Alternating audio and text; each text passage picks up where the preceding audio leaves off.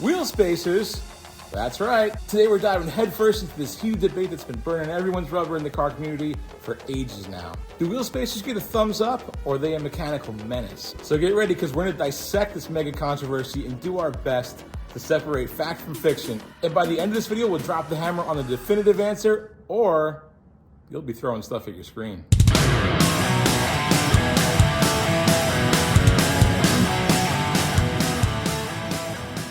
What is up, YouTube, and welcome back to INTHESHOPTV. This is my 1955 Chevy truck frame that we've been building for about a year and a half now. And I know that you guys saw me holding this in the beginning of that video.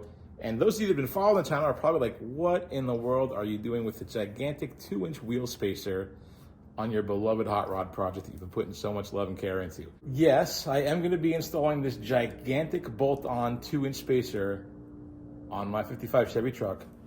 I know, take it easy, take it easy. Man, this is a hot topic. I know everyone's got some pretty strong feelings about it, and I do too. But most commonly with these wheel spacers, what do we always see? We see two different groups of people. We see, in this corner, you can't run wheel spacers, that's irresponsible, you're an idiot, you're gonna hurt someone, and you should die. And in this corner, nuh-uh man, I've been running them for years, they're just fine. You don't know what you're talking about, you're just stupid. Oh, it's exhausting. Which one of those guys are you? I'm neither. But let's dig into what this guy has to say first and see if there's any merit to it.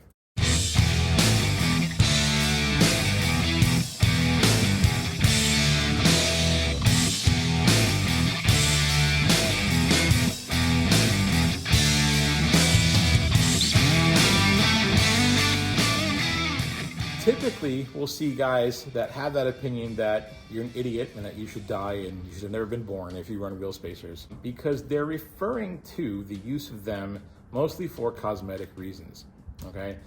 We've all seen it. Commonly, you'll see it, I think, mostly with pickup truck guys. You know, they got the big knobby tires and they want that poke out with the wheel sticking out past the fender, and they want to fling mud on everyone and they think it's real cool and all that. And I guess it kind of does look cool, you know? So I get that perspective. That guy feels that doing something like adding wheel spacers from just the point of cosmetics is really dumb. But the whole point behind them being upset about that is that what you would want to do in that case is get a wheel with a proper offset or backspacing, or whatever phrase you want to use. A short backspacing generally means that your hub is closer to the rear of the wheel, which means you'll have kind of more of that deeper dish look, and it'll make your wheels kind of project out of the fenders a little bit more, whereas a positive backspacing will bring that hub center in, kind of bring the wheels in, tucking them into the fenders. What we have to pay attention to the most is the geometry of the vehicle. In my personal opinion, you really want the center line of that hub to be kind of equally spaced between the front and the rear of the wheel. Now, from this guy's perspective, he's been running wheel spacers for years. He's never had a problem. His vehicle looks good, and he doesn't want to spend thousands and thousands of dollars on a whole new setup of wheels for his truck or car or whatever it is that he's using. He's also read a lot on the internet that the #1 problem with failures of wheel spacers has to do with user error rather than manufacturer, and not because they just suck in general, but because of improper installation. Is he totally right and that guy's stupid? No, he's not totally right, but there is some merit to what he's saying, and there's some merit to what this guy's saying too. So let's start by slapping this ridiculously oversized wheel spacer on my 55 Chevy truck frame right here, which already has brand new wheels that I just ordered and tires, and yeah, let's get into it. Take it easy, simmer down, I'll explain why in a minute.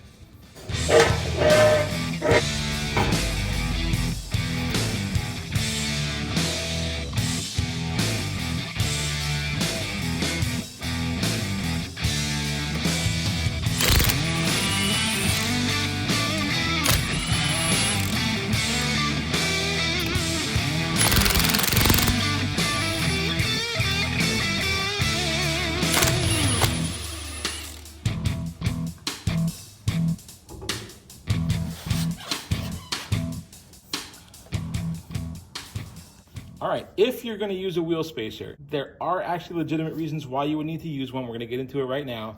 But what you wanna do is get a hub-centric wheel spacer, which is what this is, meaning the bore or opening in the center of this spacer is the exact same size, diameter as the center part of this hub portion that's sticking out on our rear axles. Secondly, I'd like to see a bolt-on design like this, meaning this slips on here, perfect fit in our bore and our hubs. These nuts will come off and attach the spacer to our existing lug studs to firmly hold this in place. Now, I recommend that you use Loctite. on your existing studs when you put the nuts back down and torque everything down into place. I'm not doing that because this is only a temporary mounting solution for me, and I'll explain why in a second.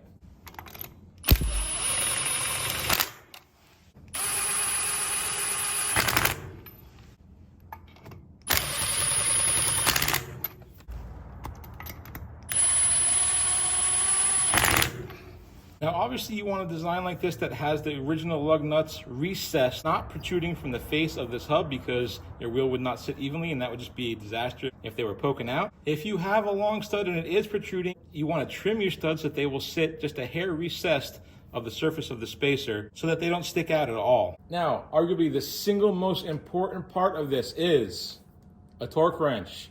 That is the number one reason for failure of wheel spacers. People do not torque them to spec. They grab the ugga-dugga gun and they call it done. No good, guys, no good. You have to torque them to spec. If you use the ugga-dugga gun and you slap them on real hard, they can snap, and that's where you get your failures from. You don't want to do that. I can't stress it enough. Torque wrench has to be used.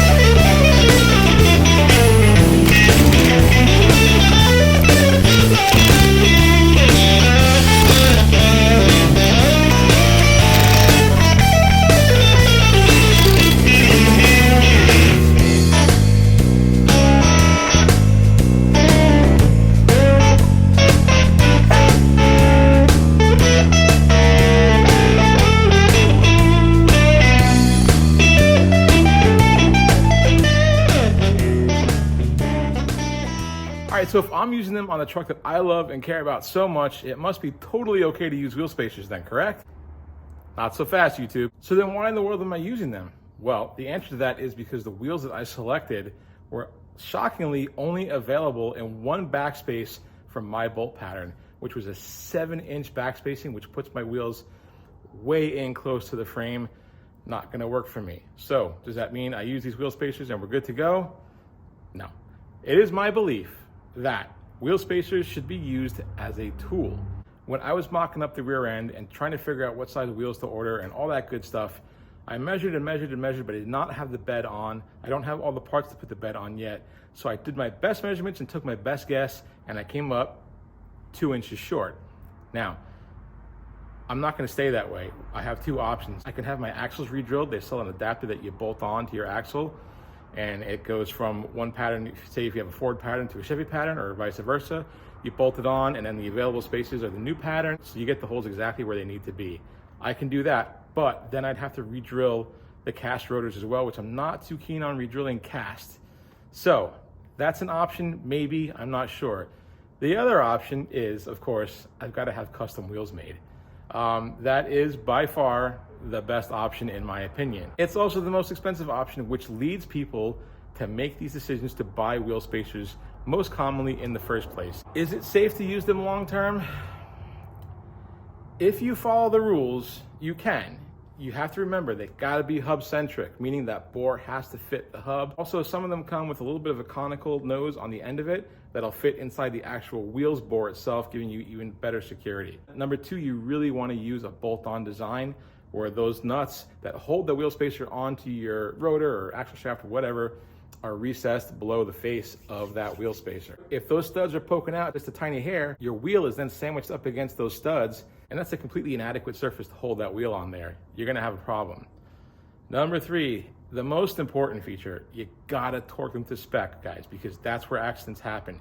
That is the number one cause of wheel spacer failure and accidents. You guys have all seen the videos where someone's driving and all of a sudden the tire just comes rolling and flying out of nowhere at warp speed and hits this woman or guy or whoever it was on the head, and she goes flying, and I think she either got seriously injured or even dead or something like that. But crazy stuff. You gotta torque them to spec. This is not something you play around with. I personally don't want to use these long term. This is just for me to get my bed on, to get my outer fenders mocked up and see what my wheel fitment is within that space. If I have to roll it out of the shop or drive it somewhere, yes, I'll do that, just for a short period of time. But I'm really just using these spacers as a tool, guys. I'm not using it as a long-term solution for me to have the exact fitment that I want on my fender. I'm gonna have to order new wheels for this. That's the only way around it, unless I re-drill those axle shafts and maybe drill those cast rotors, which, like I said, I'm not really a big fan of. So, can you use them long term? You can. You really gotta follow the rules. I'm not a fan of it, but I'm not gonna judge you and tell you that you can't. It is technically safe and okay for all the specs as long as you follow those rules. You just want some poke out for your truck to make it look kind of cool? That's not all right, man. Don't do that stuff. You're gonna get somebody hurt. You can get yourself hurt.